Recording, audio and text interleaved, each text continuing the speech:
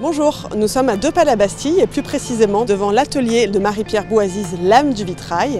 Grâce à la start-up Weekendoo, je m'apprête à participer à un atelier pour apprendre à réaliser un vitrail et surtout avoir un petit aperçu du métier de vitrailliste. Suivez-moi!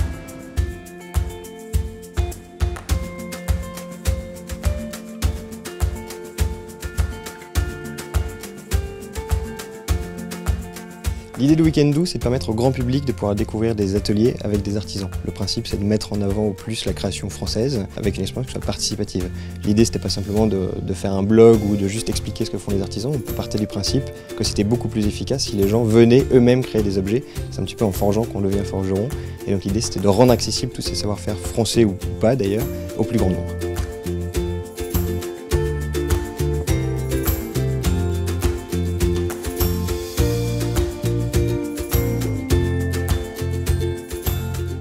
Je suis habitée moi par le verre, je suis une passionnée et donc c'est ce que le verre me transmet. Et qu'est-ce qui vous transmet? M'évader, c'est difficile à dire parce que c'est vraiment des émotions qui sont fortes.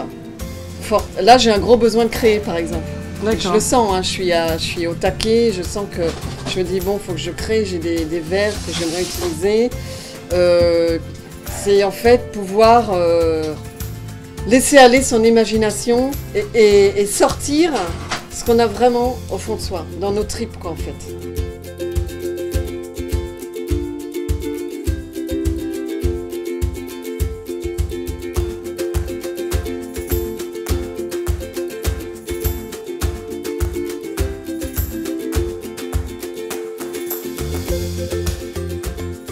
Et je me dis mais quel chemin parcouru, ouais. Là tu vois à la fin de l'année j'expose ça à Los Angeles quoi.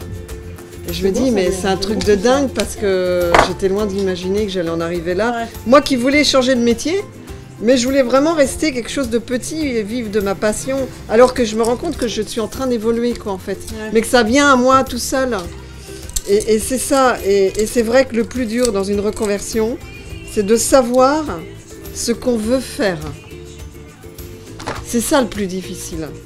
Et une fois qu'on sait ce qu'on veut faire, eh bien on se rend compte qu'on commence à faire des démarches et que finalement tout est facile. Ouais.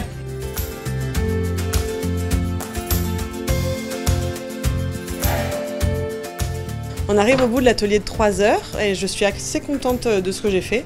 Et surtout, je trouve que c'est un bon moyen d'apprendre à manier la matière, que ce soit le verre ou le bois ou d'autres éléments pour d'autres ateliers.